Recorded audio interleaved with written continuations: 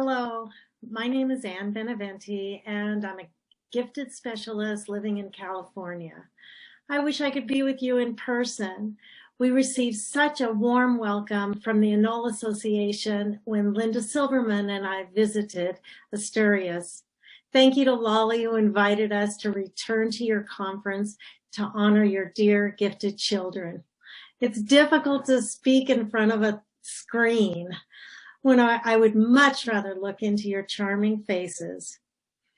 I'm the successor of Anna Marie Roper, who ran the Roper School with her husband George for over 50 years. Anna Marie and George were Nazi survivors and worked to educate children to be emotionally intact so as not to succumb to a dictatorship, as humans often do when there's fear. Anna Marie spoke about and taught Educating Children for Life. It's actually the title of one of her books. I think now is more important than ever to educate children for life. And a way to do it is to cultivate compassion and self-compassion in our children. But it's not enough. They need some specific skills to build relationships and resilience as well. Skills such as self-awareness, self-regulation, and empathy, which we'll discuss further. I started a school for gifted children during the pandemic called Tessellations. We've been remote this first year, but we're launching on a beautiful campus in the fall, if it's safe to do so. We also have a nature campus, and we'll have the privilege of getting kids into the woods, a great break from screens. It's been a challenging year, but also rewarding to be part of a community with children at the center of our common goal. I've been giving much thought to how to support the well-being of children and adults coming out of the pandemic, and it's been a time of uncertainty. The lack of the elements that have previously helped us to thrive, like the ability to deeply engage with others, is not fully possible right now. And there's anxiety from the enormous uncertainty. And when there's uncertainty, stress builds. Many families are also experiencing grief from loss of a loved one, or just grieving the loss of normalcy. We need to develop some coping skills in ourselves and our kids. And several months of a global pandemic push us to think about our priorities in education and parenting that will enable gifted children to thrive when uncertainty is our only constant. I want to share with you some of my thoughts about rekindling the passion and social connection in our kids. I'm part of a child-centered collective, and the gifted leadership team is defining what it means to be child-centered in our approach to parenting and educating gifted children. A hallmark of child-centeredness is for children to be appreciated for who they are, rather than just for their accomplishments or good grades. The research of Dr. Emmy Warner and others who studied children who overcame adversity discovered some protective factors that helped them to thrive. First, they had at least one adult in their life, a parent, a teacher, a relative, or friend, who was a caring champion who refused to give up on the child. I recently evaluated a child who felt alone in the world except for his grandmother. He wasn't able to be with her for 6 months because of the pandemic, and it was very difficult for him. But just knowing that grandmother was there, though, seeing her on Zoom or even speaking to her on the phone, was his lifeline. She didn't tell him to get grit or pay attention or stop being lazy or criticize him for his grades. She is the person who loves him, not for his accomplishments or grades, but for who he is. She believes in him. Having someone in your life like that can make all the difference between well-being and desperation. I hope that you will be the champion. Can you imagine creating a miraculous difference in a child's life? I want to be that advocate for the children at my school. I want to give them permission to be themselves, to feel all of their emotions without judgment. But I also want to teach them how to understand their feelings and appropriately express their emotions, and to understand the message behind their emotions. Because being a champion or having a champion isn't enough. Children still need other skills to build resilience. So beyond having an ally in their life, the kids in the research who were thriving in the face of adversity had a skill set. Resilience is made up of skills that are actually teachable. These skills or practices correlated with peak performance in the classroom and with the reduction of mental health issues. 3 of these strengths are self-awareness, self-regulation, and empathy.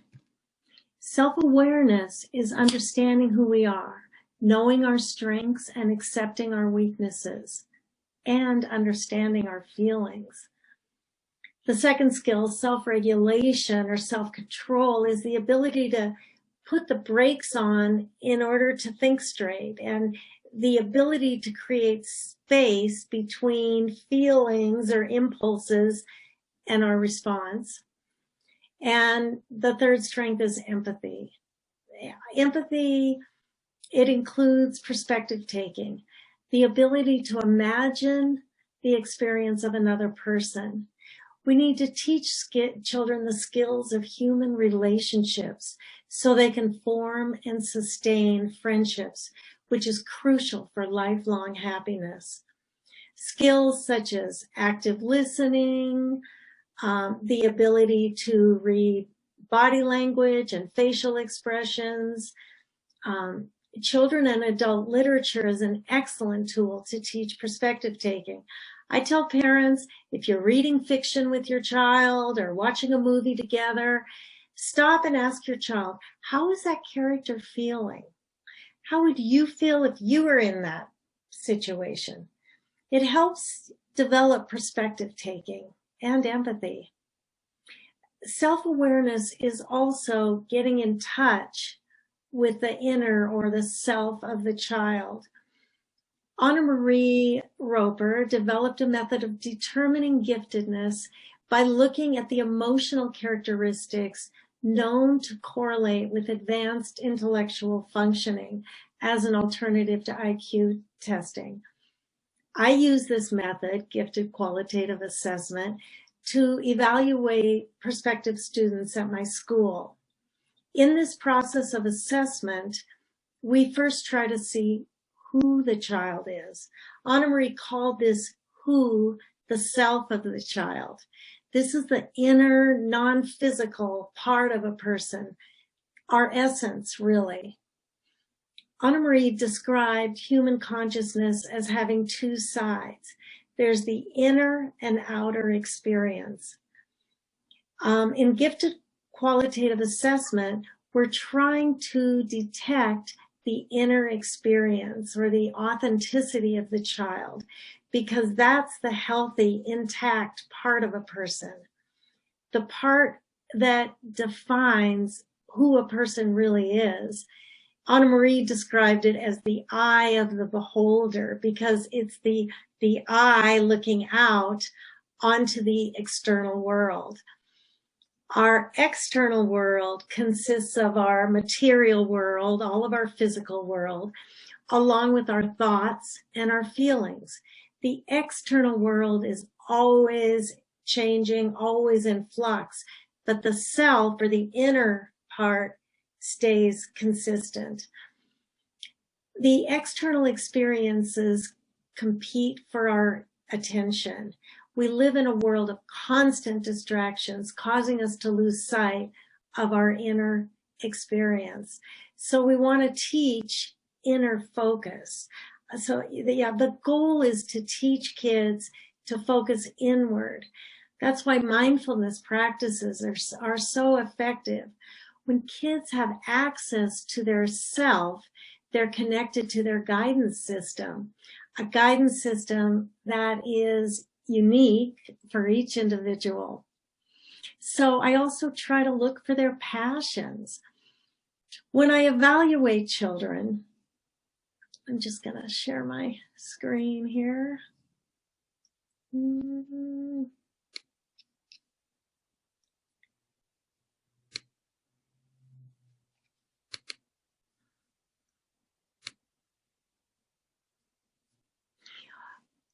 I ask parents to fill out the Gifted Development Center forms to give me some background information before meeting with the child.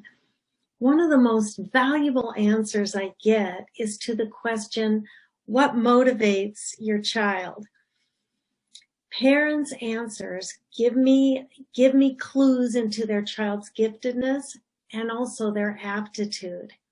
If a parent's answer is, my child is motivated by winning or rewards, or my child lives to please others, it can mean that the child is externally motivated. And I want to explore this further because maybe they're disconnected from who they really are.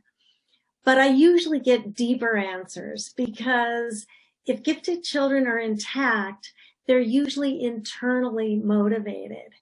So more typical answers are such things as, my child is motivated to go one layer deeper. He's motivated to discuss complex questions about the universe. Or maybe they'll give me a creative answer because creative endeavors sometimes motivate kids. Maybe they're motivated by pretend play or inventing characters and then making books about them. It's common, though, for gifted children to also be motivated by a drive to understand the inner world.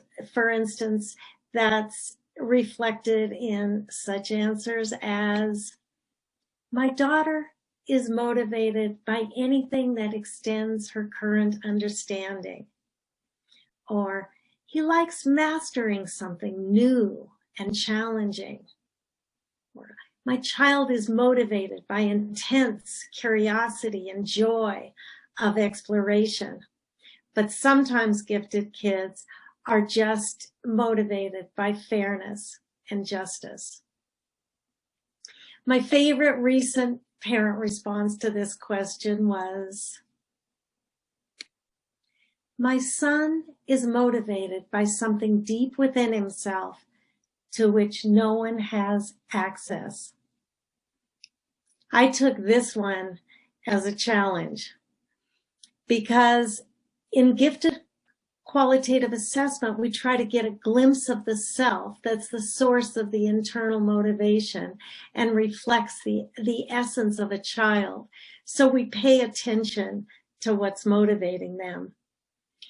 Modern society has a narrow conception of ability as defined by IQ or school achievement.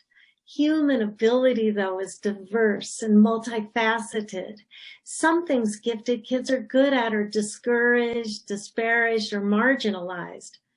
And the consequence is that they can feel that they're not good at anything, and then the world loses their talent because it doesn't have a chance to actualize. We need a bigger conception of aptitude. Finding your passion is an intriguing process. Passions include things you love to do, things that fulfill you, things that are rewarding, and things that resonate with your spirit and lifts a person up. It's astonishing how many children feel disengaged in their own lives because they're responding to expectations of others only. But everyone's entitled to discover things that give their life meaning and fulfillment. Another skill that helps in self-awareness is naming emotions, understanding and expressing our emotions. Psychologists find that one of the best strategies for self-awareness is naming your emotions, because learning to name your emotions with more and more nuance helps children understand the precise emotion that they're feeling, and then they can understand the message behind it. We sometimes use emotions or help them understand what they're feeling by using metaphor. For instance, comparing their moods to the weather. It creates some space between the person and their feelings, so they can more easily access the emotion and name what's going on. For instance, I'm feeling stormy, or I'm feeling sunny with a few clouds. It's especially effective with gifted children because their abstract reasoning ability enables them to think in metaphor.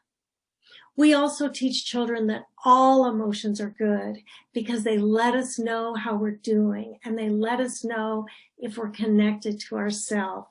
It's like watching the gas gauge in your car. One role of the adult is to mirror what's being experienced in the child. But it's really important to first acknowledge what kids are feeling.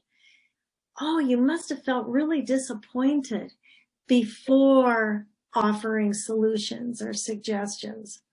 So our job as adults is not to limit children's emotions, just teaching them how to express difficult emotions.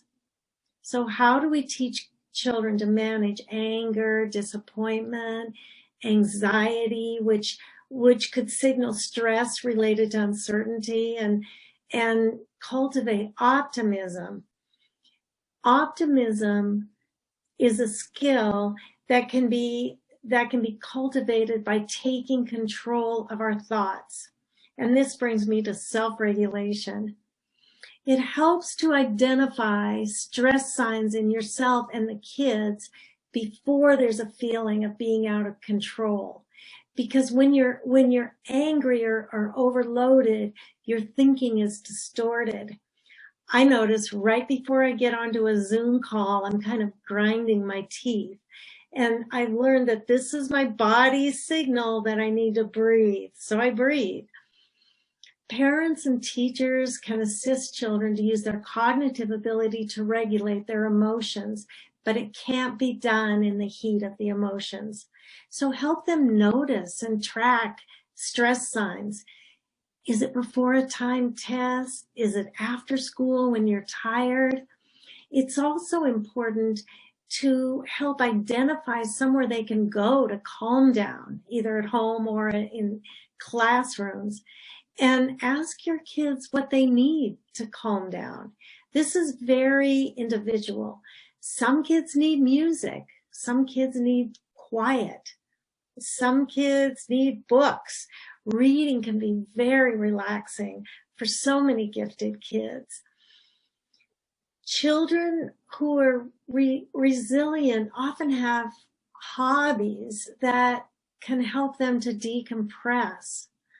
But monitor what you watch. Monitor what your children watch. Live videos can increase stress and decrease empathy. So watch the funny stuff. The more they are, though, of their stress signs, the better they are at self-regulation. I've noticed in my work that if kids can't regulate their own emotions, they have difficulty regulating how others feel. It's like all their focus goes into trying to self-regulate, that they have nothing left over to consider the other person. This also happens with sensory processing issues. Their senses become so overloaded that it causes them to lack perspective taking or empathy. So people think a child is missing a social skill, but really it's a sensory processing issue. Another aspect of self-regulation is having control over your attention. I'm seeing more and more inattention, and it has to be related to the uptick in screen time. There's a saying in cognitive science, what information consumes is attention, meaning where there's a wealth of information, there's a poverty of attention. Well, this is the information age, and we're inundated with the flow of information. And with that comes inattention. Learning online due to the pandemic seems to be making problems of focus worse. I'm noticing more distractions now, and kids are feeling more isolated than ever before, so they're using technology more. Today's children are spending more time than any time in human history staring at a screen, and they have fewer face-to-face interactions. And I'm seeing tech addiction. Daniel Goleman's book on emotional intelligence was really an argument for teaching kids social emotional skills in school, because even 20 years ago, he was worried about technology and felt that kids were not getting enough face-to-face time with each other to naturally develop social skills. You learn social emotional skills from life and from interactions. Because kids don't have adequate face-to-face connection, we need to explicitly give them social and emotional skills. Daniel Goleman defines social emotional skills as self-awareness, self-regulation, and empathy. The same exact skills that Dr. Warner and others found led to thriving in the face of adversity. I recently evaluated an 8-year-old boy over Zoom. He wasn't able to focus with me for even 5 minutes without looking something up, tuning into a video game, or otherwise trying to multitask during our conversation. Now, granted, the conversation was on Zoom, which is difficult, but it was just too compelling for him to get the dopamine hit from the internet. Video games and other things on the internet are designed for high dopamine response, instant gratification. I said to him, I'd like to see if you can handle focusing in this discussion for 5 minutes. We made a bet, and he was unable to do it. He was unable to have a conversation with me for 5 minutes and stay focused. His parents reported that he's experiencing low-grade discontent. Everything seems boring. They said he's become irritable, aggressive, and not interested in the activities that he used to enjoy. All signs of screen addiction. The school that I started, Tessellations, is in Silicon Valley, so I'm sure my tech concerns are amplified. But technology is the way of the future, and it's here, full speed ahead.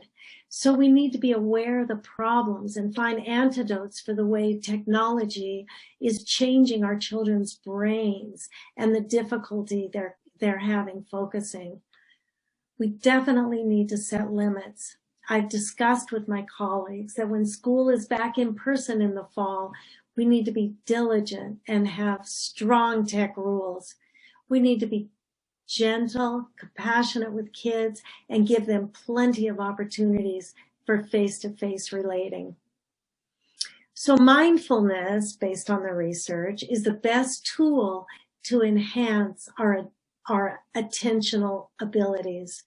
Mindfulness is defined as paying attention on purpose without judgment.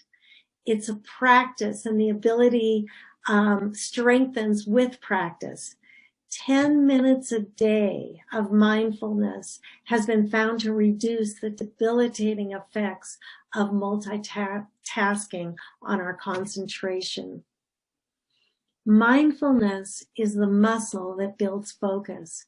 There's 2 simple tools I found to connect us internally through mindfulness, focusing on our breath and focusing on our senses. These practices get us out of autopilot or reacting to our external world and into self-awareness. When we use our breath or our senses to bring back a wandering mind, it's like bringing back a wild horse. It's that action of bringing our mind back that builds the muscle. Our mind isn't wired to focus. It's wired to wander. And a wandering mind is also an unhappy mind because it wanders to the things that are bothering us. Our brains magnify risk or negative aspects that are interpreted as threat. It's actually a survival strategy. So I've been compiling ways to use mindfulness to build self-awareness, self-regulation, and empathy in our kids.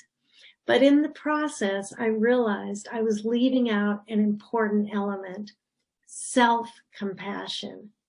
In all my thoughts, hopes, and practices around promoting compassion in children, I overlooked self-compassion.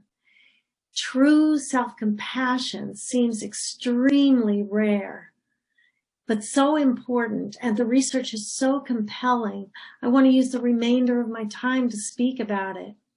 So compassion is defined as the desire to alleviate suffering. Self-compassion is the desire to alleviate our own suffering. I've been looking at the research, and there are more than 3,000 studies showing the amazing benefits of self-compassion in well-being and success in life.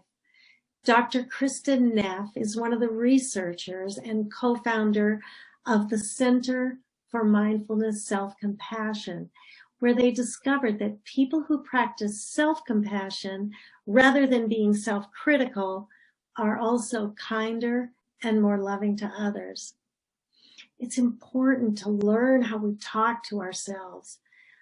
How you speak to yourself is habitual, and it's those habitual habits that are the hardest to break. But why does being self-critical feel so normal?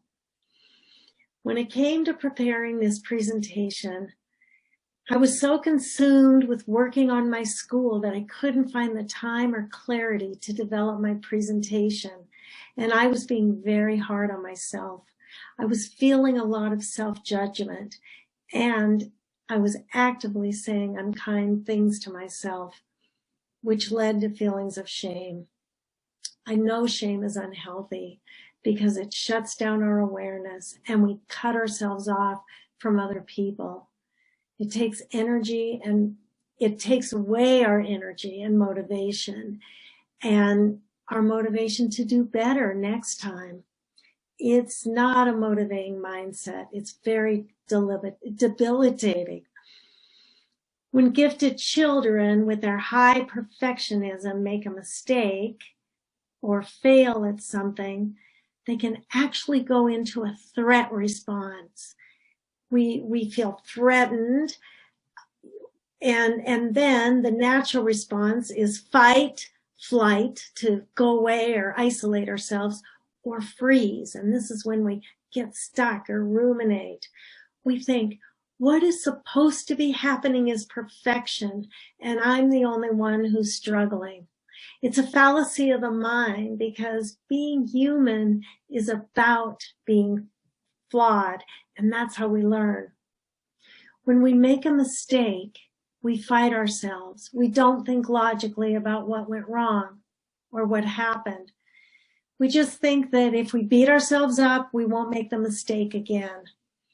And we'll change our behavior by being harsh with ourselves. This is very counterproductive, though. Being self-critical doesn't make us safe.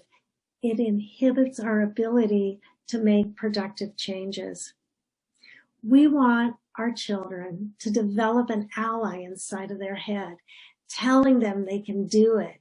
And if they fail, telling them that's okay. We don't feel so bad if a friend makes a mistake. We can be caring and supportive, more supportive than we are to ourselves. We already know how to be kind. We just need to learn to be kind to ourselves. And treating ourselves the same way that we would treat a good friend. These skills we already have inside of us. All we really need to do is practice speaking to ourselves like we would speak to a good friend. It's more about giving ourselves permission to do it and then remembering to do it. Sometimes parents are very critical to their children. The research has taught us is if you're warm and encouraging to children, they'll be more motivated to try again. They'll have more grit and they'll be more determined. So when a child makes a mistake, there's 3 different responses. We can try to boost their self-esteem by telling them, don't worry about it, you're smart, you'll figure it out. Or we can get very critical or angry. But the third alternative is to model self-compassion and let the child know that everyone makes mistakes. It's part of life and it's how we get better. This caring, supportive stance gives our kids the inner resource they need to be motivated and try again, and it builds self-worth. Parents who are critical think that being critical is being helpful to their child. People actually believe that if you're kind to your child, it'll be harmful.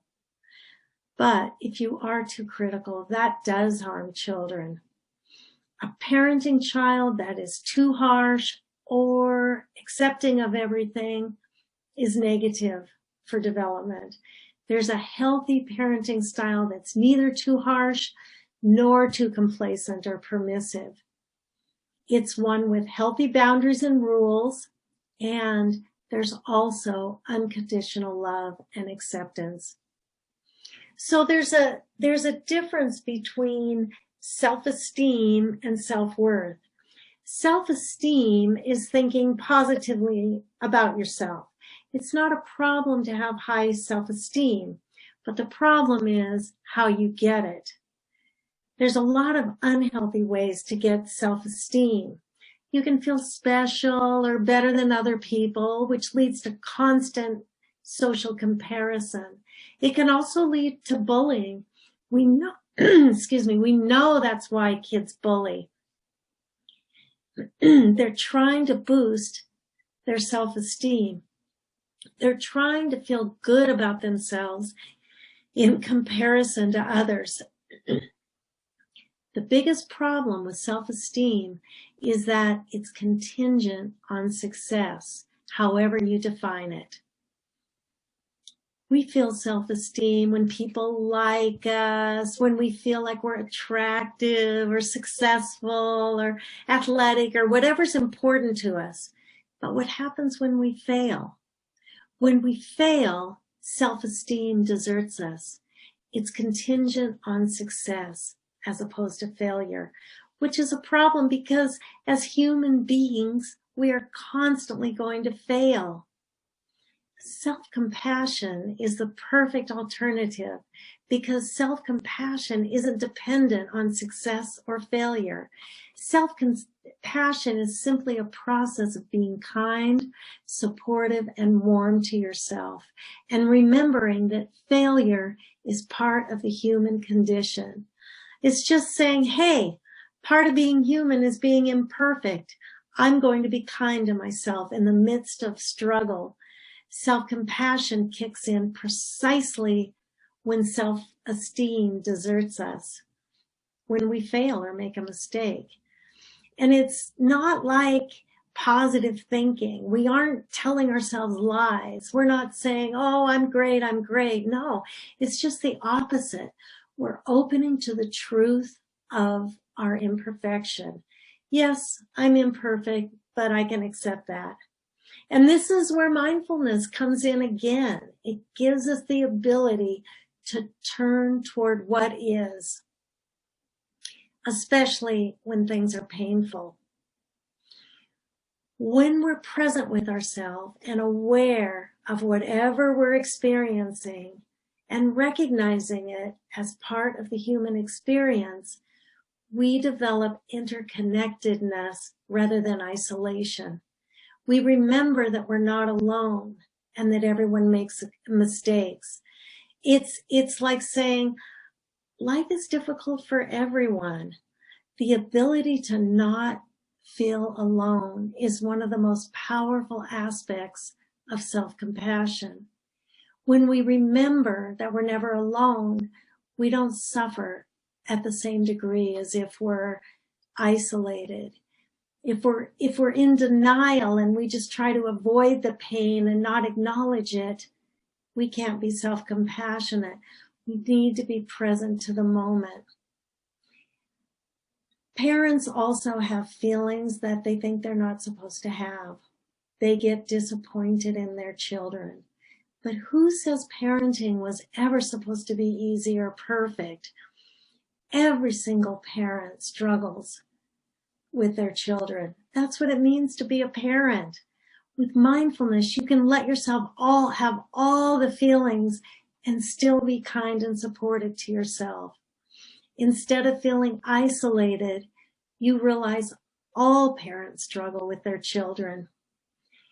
The capacity to feel bonded in this way has actually helped our species survive. Self-criticism taps into the threat defense system. Self-compassion taps into the mammalian care system. When we feel connected to others, we release oxytocin and we feel safe. When we feel threatened, we automatically go into flight, fight, or freeze. We're actually switching our sense of safety from the defense system to the care system with self-compassion. It can be difficult though, and there are a lot of cultural influences that kick in. Gender roles tell men that they can be fierce but not sensitive. Men's ability to feel tender self-compassion is inhibited because they think it's weak. For women, it's the exact opposite. We're allowed to be soft and loving, but we aren't allowed to be angry or claim our power or stand up for ourselves, all which are actions of self-compassion. Women are actually less self-compassionate than men because women are taught that they shouldn't meet their own needs. They should always meet other people's needs, and our own needs don't count. Women are actually more compassionate to others than men are, but slightly less self-compassionate. When you're compassionate to yourself, your compassion to others go up, but in a more balanced way so you don't get burned out. We need to stand up to these restrictive gender roles and help kids ask themselves, what do I need to be healthy and happy? What do I need to take care of myself? Do I really need to look at social media right now? Or maybe I should just sleep. Instead of going down the critical pathway, go down the compassionate pathway and embrace the fact that there are pain and failures along the way. So to conclude, I don't think anything I said to you today is new or earth-shattering, but it's just a reminder to see kids and value them for who they are, and to help them discover their passions and to get in touch with their emotions and learn how to manage their responses and their attention. Mostly, I hope we'll develop self-compassion in ourselves and in our children. The gifted can be hard on themselves and they expect perfection. Practicing self-compassion will help them feel connected rather than isolated. This is where I feel our focus needs to be as we, kids, parents, teachers together, creep out of our pandemic lives and back into our authentic face-to-face lives. So to close, in my assessment, I also ask parents the question, what are your hopes for your child?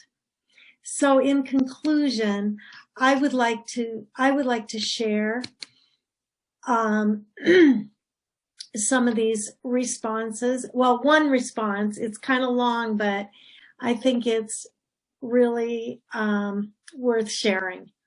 So what are your hopes for your child? My son experiences awe and wonder in ways that are unique and extend beyond the bounds of his age and sometimes societal norms. We believe that his passionate drive toward learning means,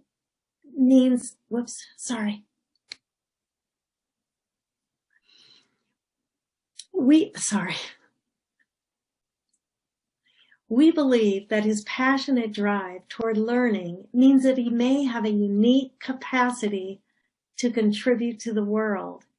Since the ability to think and feel deeply also lends itself to vulnerability, he needs a community that fosters trust, care, and safety.